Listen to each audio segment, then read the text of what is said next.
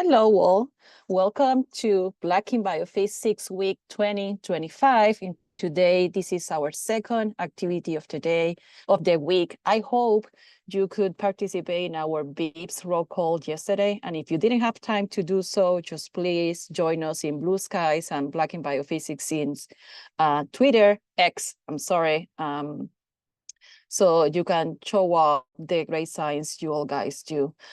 Today, we have the pleasure to have with us this BIPS tutorial in which we are gonna learn with Brian Nicholson-Hughes, which is a research assistant of biochemistry at Davis Lab in Meharry Medical College. We are gonna have some learning about how to visualize all those wonderful molecules we love in Chimera. I am showing here also a set of activities we're gonna have throughout the week, and please join us throughout all of them. And I'm just happy to leave the stage to our dear Brian.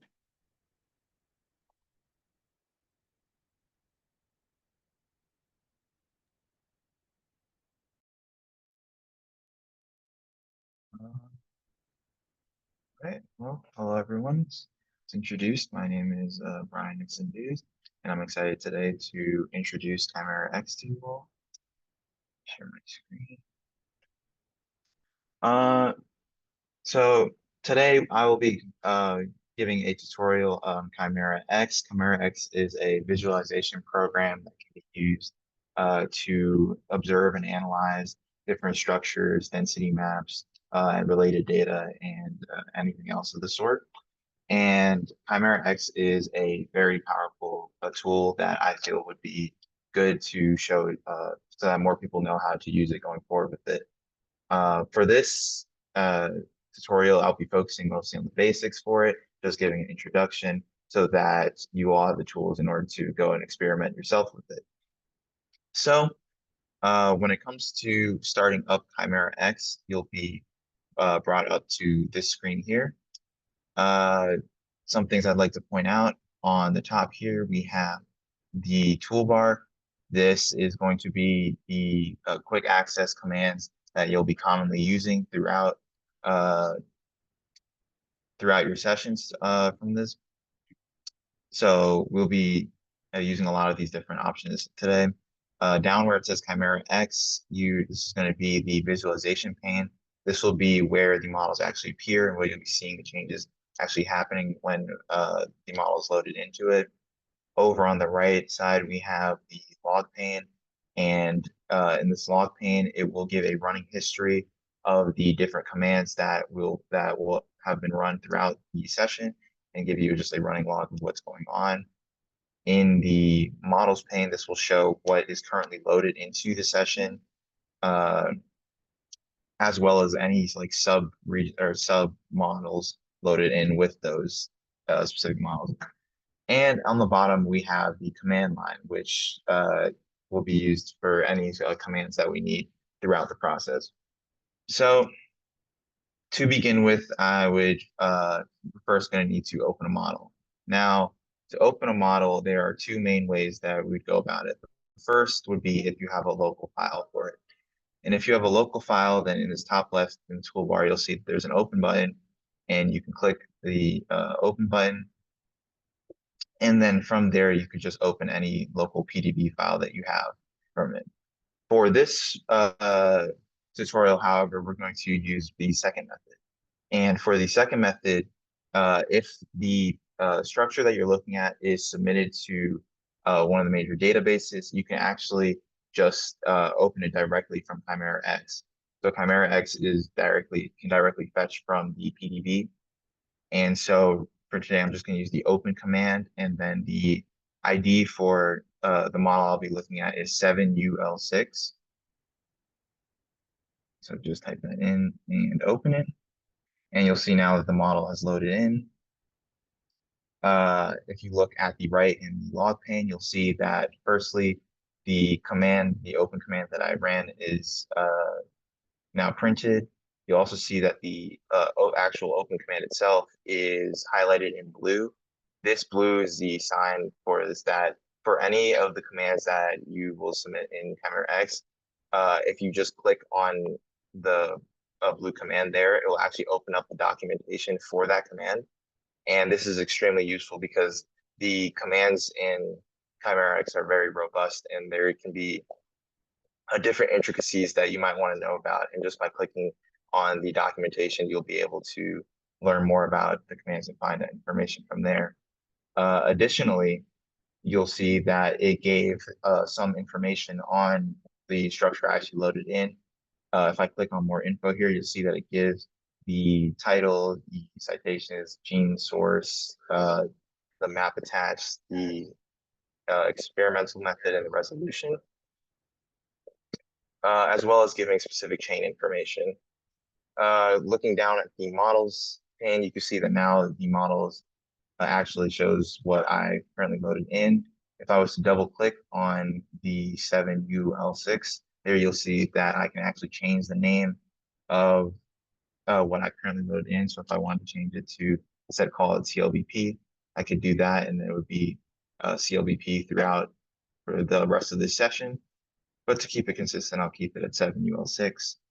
The ID is like the internal, it's going to be the internal identification for ChimeraX. Even if you change your name for the model, it is ChimeraX will use the ID as the any identifier on what to change. Over here we have the color box, where if we click this, you'll be given a bunch of different options. We have the color wheel as well as the color spectrum for any free control over colors that you want. In addition, there's also a sliders if you want more control over exactly what color that you want, or if you just want a simple color, there are preset crayons and just normal options. Yeah. I guess. So to put it up on screen, you're just going to go to the command line at the bottom and then type in open and then 7UL6. There is another, that's if you download it, right? Hmm? That's if you download it. It will fetch it from. Yeah, yeah, it just goes to the PDB. Yeah, you don't need to download it. I took. Yeah. Okay, that's good. Um, okay, so now that we've loaded it here, so we've loaded the model, we look at the color box. To the right here, you'll see that there's on this box with an eye. If right now it's checked in, if I click to check it off, you'll see that the model disappears. That's going to be your visibility box. So if it's unchecked, that means it won't be visible at the moment. If you click back in, it will appear back in screen. This is great for reducing clutter if you have multiple models loaded in at once. Over on the right, you'll see that they have another menu where it gives some more shortcut options for some of the stuff I've gone over already, just the hiding, showing it. This view button will center whatever that you're selecting onto your screen, and info will just reprint the info that it printed when you initially loaded it in. Additionally, if you want to remove something from the session completely, you can close it. But now you'll see that after I closed it, the screen is a little different now, and that's because now that we've actually loaded something in, the default boot state for ChimeraX will be on the recent tab. So now that we've actually loaded something in, we'll see what the first model that we loaded in already there, and we just click that, it will easily load it back in. And this is can be just an easier way if you're working on the same models to reopen them. So you're just the recent button up here is gonna be able to do that. Now, say that you want to save what you've been doing so far, you have the save button here, and there's really two options that I want to focus on. As you can see, there's a lot of different options that you can use to save, but what I would really like to focus on is the ChimeraX session And what this is going to do is this is going to be basically your way of checkpointing as you go through making changes for it. So these sessions are what you would do if you wanted to reload from a specific changes that you made, or to just mark your progress that you want to save one of these types of sessions for it. On top of that, you also have just your normal PNG image if you want to save, and this is just going to save whatever is currently on your screen. And you can just choose wherever you want that to go, save it from there. Moving from there, we have the snapshot button. The snapshot button is similar to what I just mentioned about saving an image, where the snapshot, just take a snapshot of it, it will just take a picture of what is currently on your screen. The main caveat for the snapshot is you can't choose where it saves for it. It will just do whatever your default location is. So for me, it's saving it to my desktop. You see the image here. So if you don't care where it gets saved, then snapshot works just as fine. And in addition to snapshotting, you can also spin a movie, which will give a 360-degree rotation view of what your current model is based on where you're centering right now. So it's just going to take a second to spin all the way around. Let's give it a second.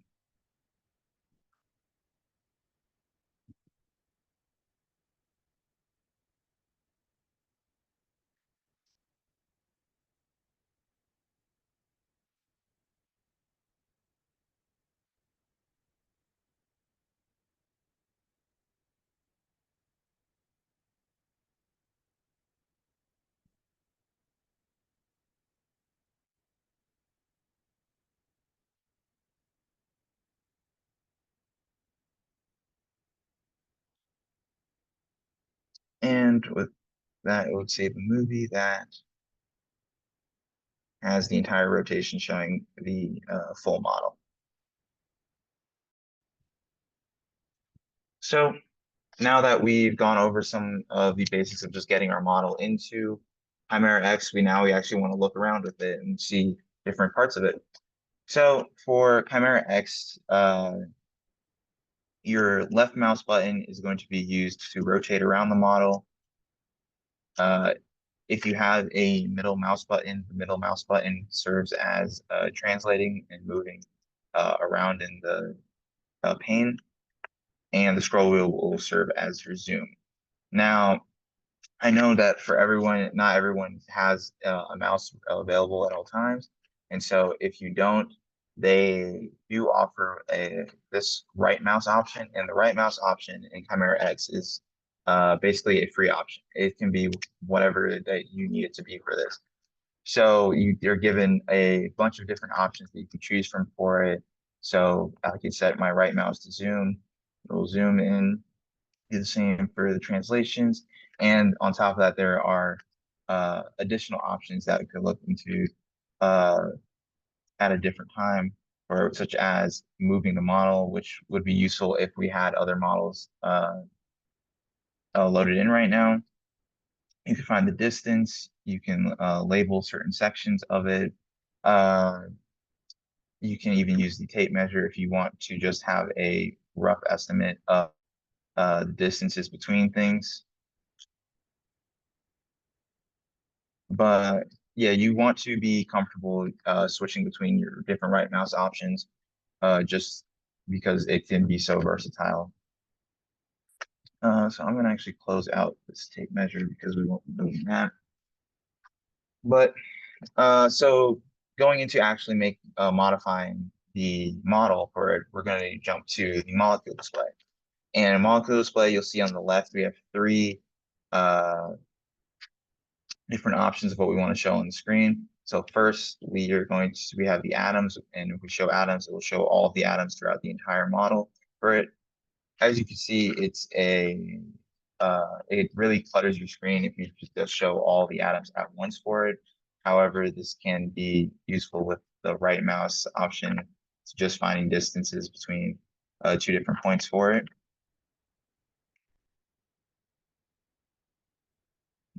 Turn this on.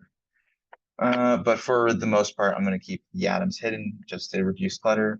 The cartoons will show the different secondary structures of the model, which is what is on right now by default. If I hide those, then everything will disappear.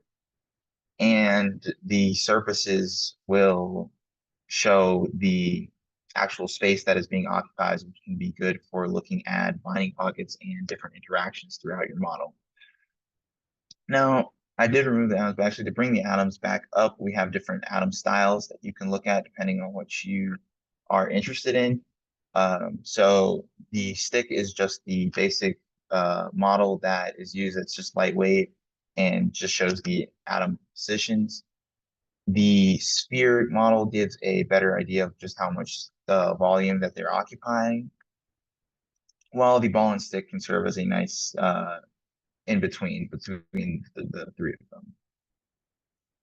So I'm going to hide those atoms again, and then jumping over to coloring. So for coloring, you have a multitude of different preset options that will change based on different parameters.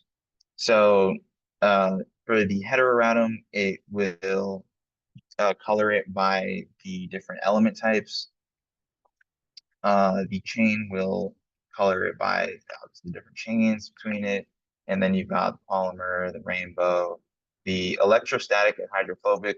If you select color with either of these, those will automatically bring up the surfaces for them.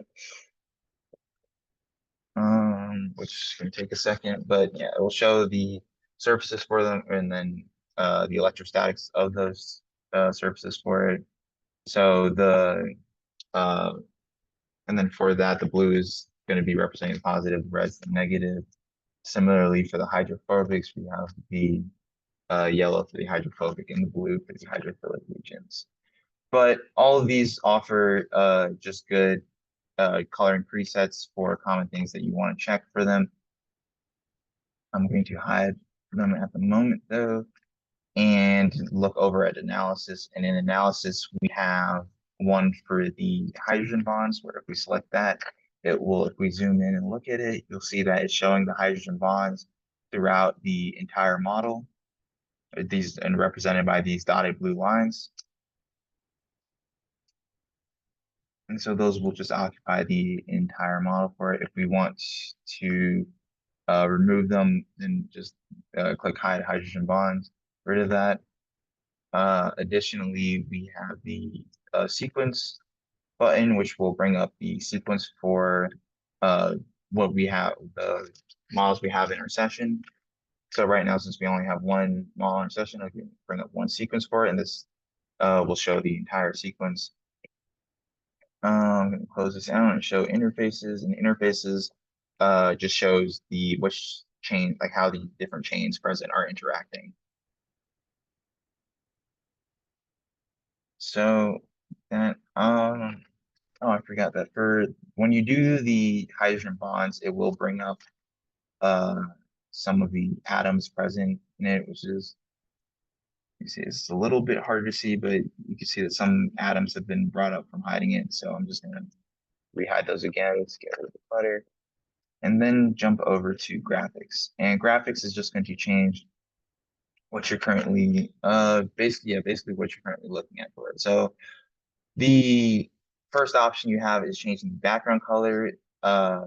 Commonly for publications and figures, you want to use white just as a default background color for it. I'm going to keep it on black just for the purpose of demonstration. Let's see. Looking at lighting, we have several different lighting options ranging in I guess processing power and detail. So you have the flat option, which has no shadows and is very lightweight, that can be good for just showing the rough design of it. We've got simple lighting that gives some shadows, but is not completely detailed. We've got the soft lighting, which is in between the flat and simple lighting with very low shadows, but still somewhat more detail. And then you have full lighting with just complete shadows and the requires more processing power in order to actually look at the model through this. So for this, I'm just going to keep it on simple lighting just to not have to put too much pressure on the computer. In addition, you can turn on and off the shadows manually by just pressing shadow here, and you can see that there's a black outline usually around the models, and that's going to be your silhouettes, so you can also enable and disable those by just clicking this. Going to camera, the main one that I would like to really point out is the side view. And so the side view option, what it does is it basically controls what you are looking at on your visualization pane. So right now, for example, say that I wanted to take an image, but while removing these longer helices in the back. If I took the image now, you could still see that they will still be present in the image. However, if I slide the panes, then they'll no longer be there cluttering the image, and I can get a more detailed image of what I'm actually looking for. So the side view is also useful in the fact that it will mirror as you rotate through. So as your orientation is changing, you can then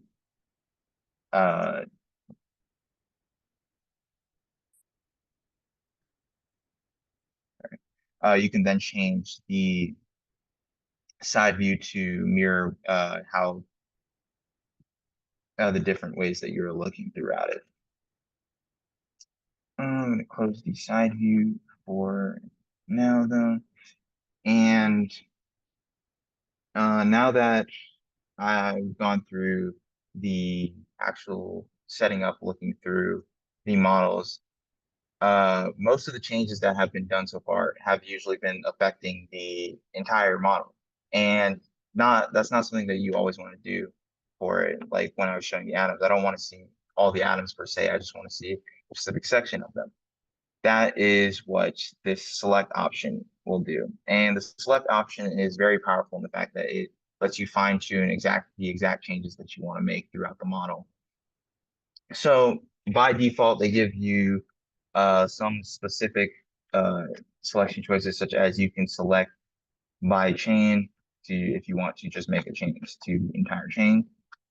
You can select by the different elements, types, functional groups, residues, and the different structure types, such as the ligand, backbone, and various secondary structures.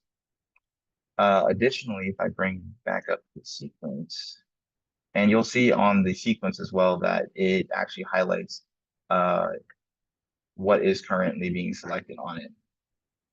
But if I bring back up the sequence, you can actually, by clicking sequence there, select a specific part of the sequence. And so I can just enter a part of the sequence and it will select only that section of the sequence. And so say I wanted to only show the atoms for that section, then I won't have to deal with a lot of the clutter that would come from doing it for everything. So selections are very powerful and something that if you can really fine tune can help you make very great figures. So going back to my selection of just this section, they offer the zone option, and for the zone option, it will select all the atoms that are currently within either within 5 angstroms of it or greater than 5 angstroms away from it. In my experiences, I've also found that it is helpful to deselect what you're currently selecting in order to get accurate selections from it. It's been a bit wonky when I don't do that otherwise, but as you can see, so it has selected all of the surrounding surrounding atoms around that. And this can be useful in order to highlight sort of areas. So say I wanted to color this area as just red as an identifier. So now I know exactly where the surrounding area is for this section. That's the initial sequence that I was looking at. On top of that, we have the contacts section. In the contact section, you can select the contact points between different chains. So this is just going to be where the two chains interact with each other over here, and you can use this to identify these interaction points. On top of that, in selections, if I say wanted to look at everything but those interactive points, there's the invert option where I can invert what I'm currently selecting, and it will have everything else selected but the interaction points. Now I have all of this selected, and as you can see, I'm going to close the sequence for a second. If you come over and look over on the right side, you'll see that there is a dash in this right box, which I skipped over mentioning earlier. This right box is a selection box, and it's basically showing whether the model is currently selected. Right. So this 7UL6 is being currently selected right now, which is why it has a dash through it. If I click it again, then it'll have a check mark. The check mark is saying that the entire model is being selected now. And if I click it again, then it will remove all selections of it.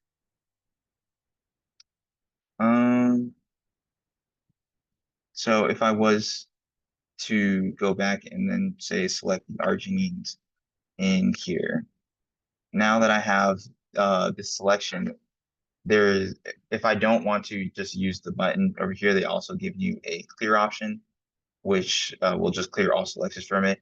And I would say as a tip that it is very useful to continue making sure that you have cleared all your selections, because it can be very easy to not notice that you have some small selection that you've glossed over.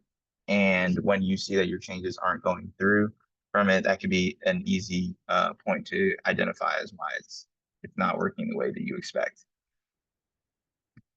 But these selections are really powerful when combined with the actions.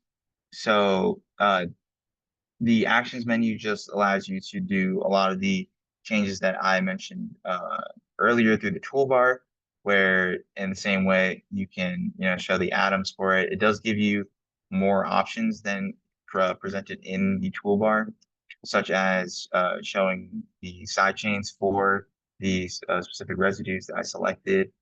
You can hide the different cartoons or change their appearance by changing their edging. And if I say selected one of the chains and I wanted to show the surfaces for it, you can also change the transparency of the surfaces if you want to see inside of it, as well as just having surfaces present.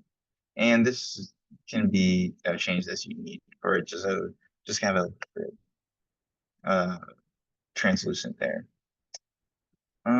To jump back for a little bit, I'm going to reopen my side view because, yeah, as you can see, I am clipping a little bit out of it, which is why it was so dark.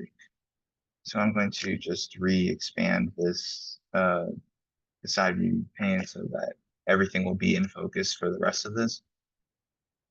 And then I'm going to clear my selection. So now that I've gone through that, as you can see, this is very different from where we initially started from it. And unfortunately, ChimeraX does not have like a functional undo tool. So if you want to revert changes, you're either going to have to manually select and redo whatever that you wanted to revert, or if you want to just completely start from the beginning, they do offer in the presets menu, they have the original look style, and by clicking that, it will be reverted to back when you originally opened it. So that could just be an easier way instead of just having to close and then reopen the model again.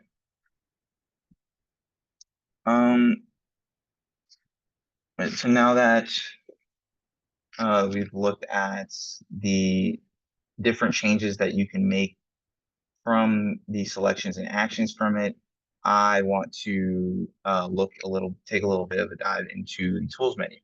And the tools menu is where I would say that ChimeraX really becomes like it becomes too much to look at through one workshop.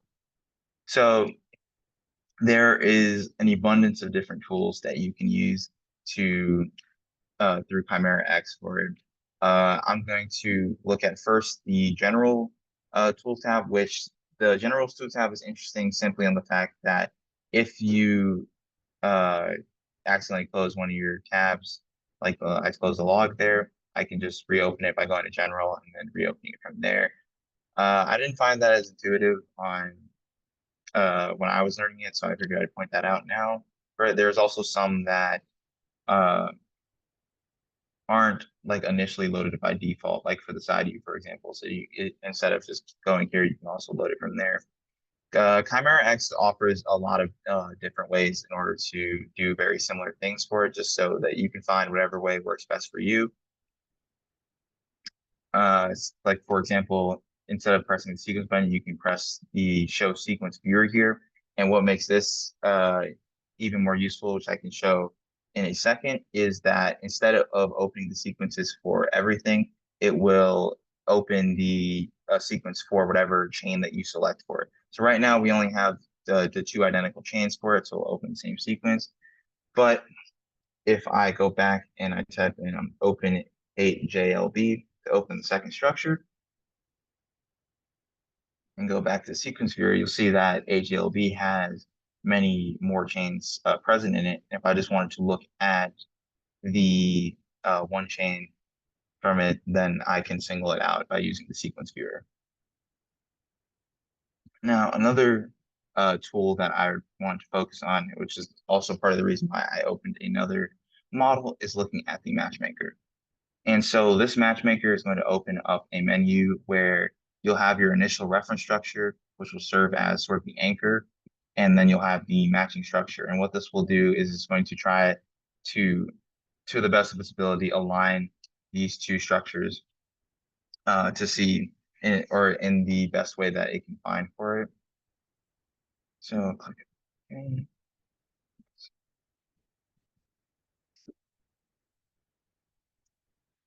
And after aligning it, I'm going to select HLP, and right now it's in the ball and stick. What? It is in the ball and stick mode, so I'm going to get it in the same as the 706 and hide the atoms and show the cartoons for it.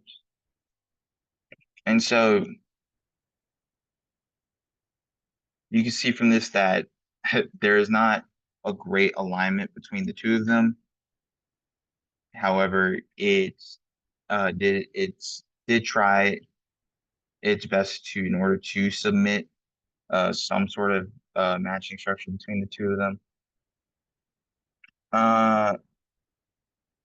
After doing the matchmaker, it will also give you the RMSD value of the two matching structures, which is the root mean square deviation score, basically showing how similar it found or how easily it was able to match the two structures together for it.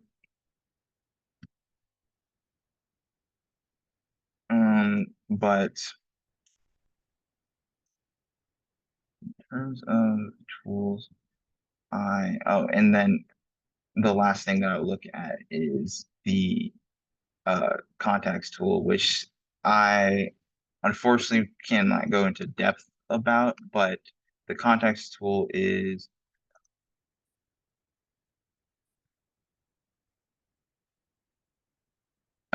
very useful for showing just another form of the interactions that can occur between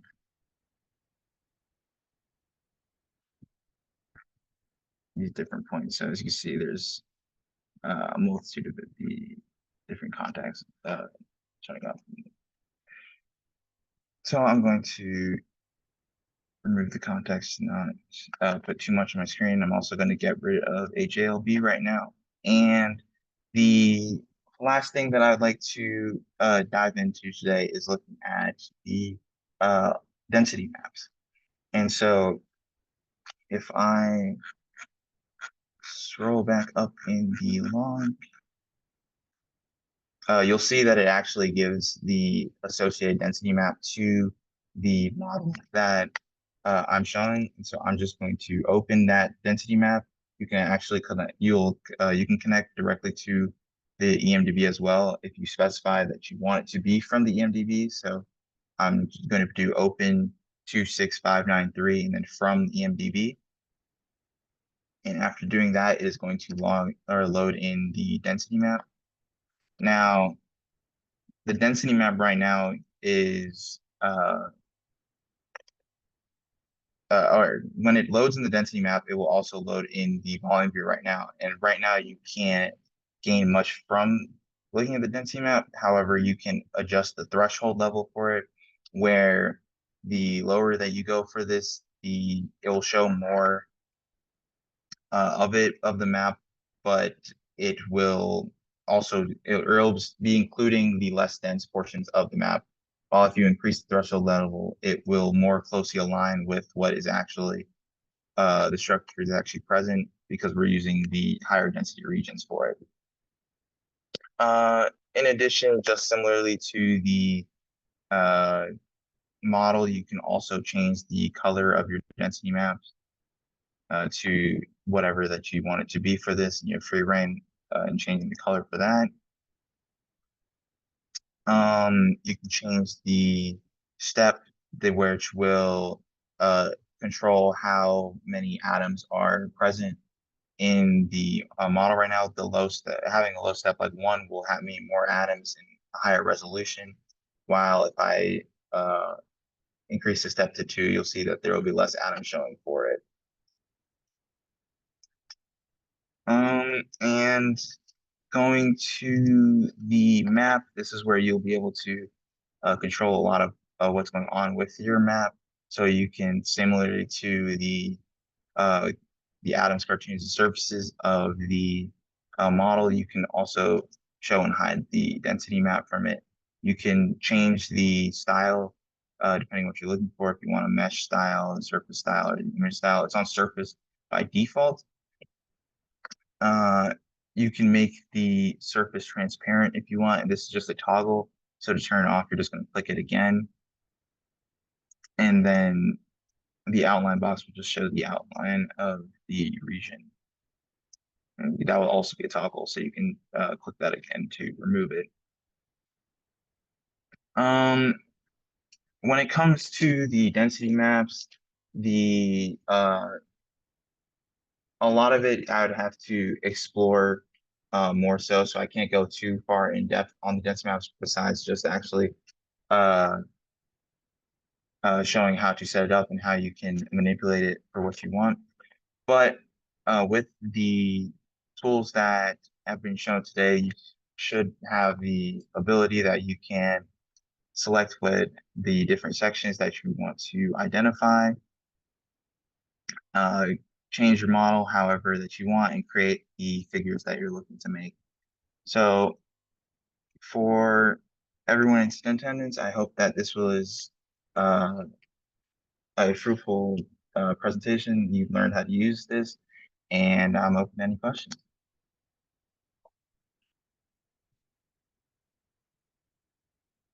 So when you did Matchmaker, was it kind of similar to how you would be sure you're I'm not sure here, but is it basically like if you had a protein and you had a substrate, would that also be done under Matchmaker?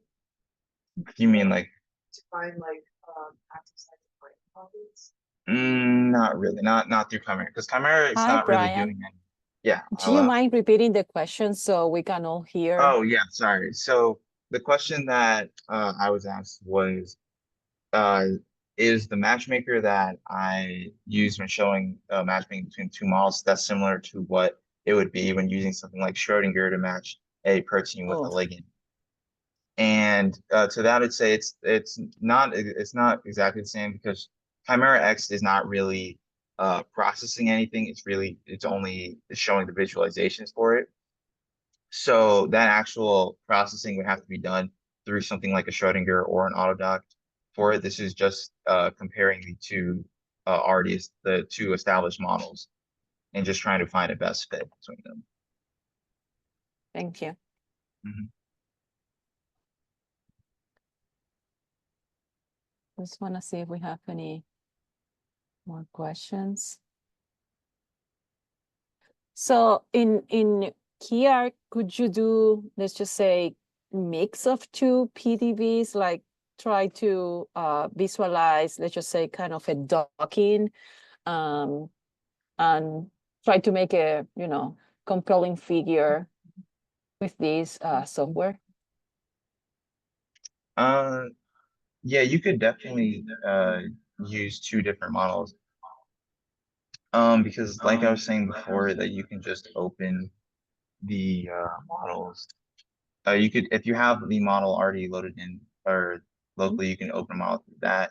And I don't know if I have a model present for it, but yeah, you would easily be able to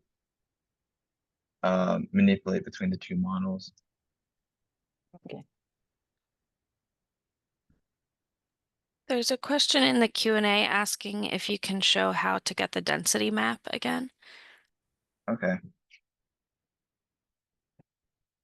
In terms of showing the getting the density map, so when if you look through your log, and you'll see that when I initially loaded in the original model, the 7UL6, it supplied the EMDB for that density map. And in order to then get the density, open the density map in my own session, I would just type in open with the ID, the ID of that density map. And then I would specify that I would want to get it from the EMDB, because if I just leave the ID, it checks by default for the PDBs, and it won't then automatically change to go from the EMDB. So you have to specify what database that you want to get it from. But you just open from EMDB, and then it will open. I didn't explicitly mention this, but as you can see here, you can also open the same files multiple times. So if you wanted to try different changes on the same density map or through the same models, you can load it multiple times and just have one as like a backup in a sense. You can also reopen it if you want. I mean, there's many different ways that you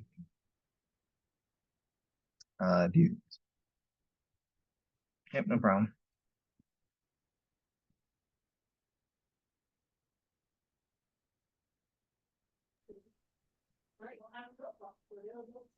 Do we have any other question?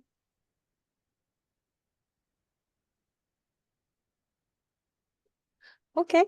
I think it has been a wonderful session. I think all our figures are gonna look way prettier now that we have idea. I want to invite you all to, if you have any other question, to reach out to Black in Biophysics, and then we can forward to Ryan, or reach out to Ryan. I'm sure he would be more than happy to address any other question you might have in the future while you are facing the problem with your own system. That's where normally all the problems come. And I want to say thank you to Ryan once again for taking the time and sharing his knowledge with all of us. And thank you all for being here. Hopefully we will see you around in other Black in Biophysics activity during this week. So thank you so much. Thank you, Brian. Thank you to the Biophysical Society and Pfizer for supporting us in these activities. Looking forward to see you all again. Okay, bye.